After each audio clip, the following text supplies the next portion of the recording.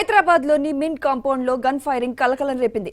తుపాకీ మిస్ ఫైర్తో SPF head constable Ramayya మృతి చెందారు. తుపాకీని శుభ్రం చేస్తుండగా పేలినట్లు అధికారులు గుర్తించారు.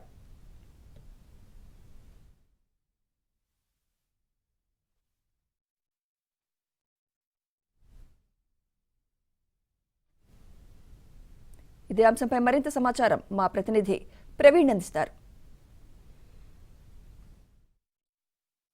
మింట్ కాంపౌండ్లోని సెక్యూరిటీ ప్రింటింగ్ ప్రెస్లో మిస్ఫైర్ అయింది. ఉదయం మనం చూడొచ్చు, ఇక్కడ స్పెషల్ ప్రొటెక్షన్ ఫోర్స్ పోలీసులు బందోబస్తు చేస్తూ ఉంటారు. అందులో భాగంగానే ఈరోజు ఉదయం రామయ్య అనేటువంటి హెడ్ కానిస్టేబుల్ ఇక్కడ బందోబస్తులో ఉన్నాడు. అయితే తన విధులు ముగించుకొని కొద్దిసేపట్లో వెళ్లాల్సి ఉంటుంది. ఈ నేపథ్యంలో ఆ వెపన్ ఏదైతే అతను సెక్యూరిటీలో ఉన్నటువంటి సమయంలో, బందోబస్తులో ఉన్నటువంటి సమయంలో అతని వెపన్ను మరొకరికి అప్పగించాల్సి ఉంటుంది. ఆ సమయంలో ఆ వెపన్ను క్లీన్ చేస్తుండగా ఒకసారిగా అది మిస్ఫైర్ అయినటువంటి పరిస్థితి కూడా కనపడుతుంది. దీంతో బుల్లెట్ దూసుకెళ్లడంతో అక్కడికక్కడే ప్రాణాలు కోల్పోయినటువంటి పరిస్థితి కనపడుతుంది. ప్రస్తుతం హెడ్ కానిస్టేబుల్ రామయ్య యొక్క మృతదేహాన్ని ముందుగా కేర్ హాస్పిటల్కి తరలించారు. అక్కడికి వెళ్ళేసరికి అతను చనిపోయాడని తెలుసుకున్న తర్వాత అక్కడ నుండి నేరుగా ఇప్పుడు ఉస్మానియా మార్చురీకి కూడా తరలించడం జరిగింది. ఘటనా స్థలానికి ఇప్పటికే 2 ఏసీపీలు కూడా చేరుకోవడం జరిగింది. జరిగినటువంటి సంఘటనకు సంబంధించి పూర్తి స్థాయిలో దర్యాప్తు కూడా కొనసాగిస్తున్నారు. ఈరోజు ఉదయం మింట్ కాంపౌండ్ సమీపంలోని ఇదంతా కూడా సెంట్రల్ గవర్నమెంట్కి సంబంధించినటువంటి సెక్యూరిటీ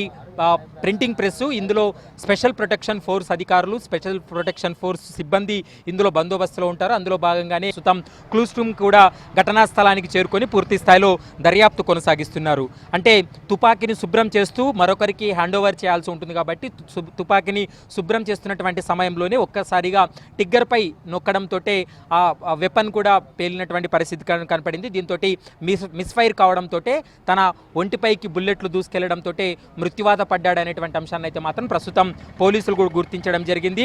ఇక సెక్యూరిటీ ప్రింటింగ్ ప్రెస్ కార్యాలయంలో ఈ ఘటన చోటు చేసుకోవడంతో ఇప్పటికే సైఫాబాద్ పోలీసులు కావచ్చు, ఏసీపీ కూడా ఘటనా స్థలానికి చేరుకొని పూర్తి స్థాయి విచారణ కూడా కొనసాగిస్తున్నారు. మరోవైపు క్లూస్ టీం కూడా ఘటనా స్థలానికి చేరుకొని ఇన్వెస్టిగేషన్ కూడా కొనసాగిస్తున్నటువంటి పరిస్థితి కనపడుతుంది. ఇక మరికొద్ది సేపట్లోనే ఉస్మానియా మార్చురీలో ఉన్నటువంటి రామయ్య మృతదేహానికి పోస్టుమార్టం నిర్వహించిన తర్వాత వారి కుటుంబ సభ్యులకు అప్పగిస్తామనేది కూడా ప్రస్తుతం అయితే పోలీసులు అయితే స్పష్టంగా చెప్తున్నారు. మరోవైపు ఈ ఘటనకు సంబంధించి ఇప్పటికే ఇక్కడ సెక్యూరిటీలో అంటే ఇప్పటికే విధుల్లో ఉన్నటువంటి పోలీసులు, అంటే ముఖ్యంగా ఎవరైతే విధుల్లో ఉన్నటువంటి పోలీసులు ఉన్నారో వారిని కూడా ఇప్పటికే సైఫాబాద్ పోలీసులు విచారణ చేసినటువంటి పరిస్థితి కూడా కనపడుతుంది. మరోవైపు అతనితో పాటు రామయ్యతో పాటు విధుల్లో ఉన్నటువంటి మరొక 2 స్పెషల్ ప్రొటెక్షన్ ఫోర్స్కి సంబంధించినటువంటి కానిస్టేబుల్ను కూడా ప్రస్తుతం సైఫాబాద్ పోలీసులు విచారణ కొనసాగిస్తున్నారు.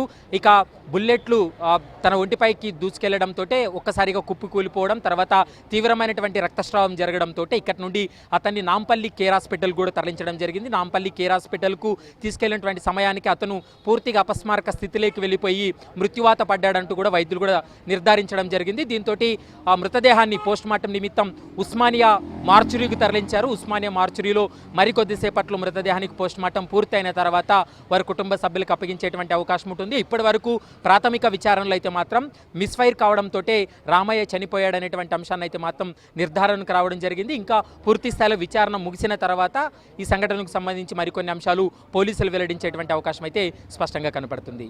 వీడియో జర్నలిస్ట్ దేవదాస్తో ప్రవీణ్ కలవల, ఏబిఎన్ ఆంధ్రజ్యోతి.